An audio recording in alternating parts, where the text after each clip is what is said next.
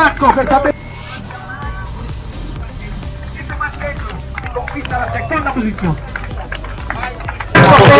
Mattia Gesso di Sant'Anni.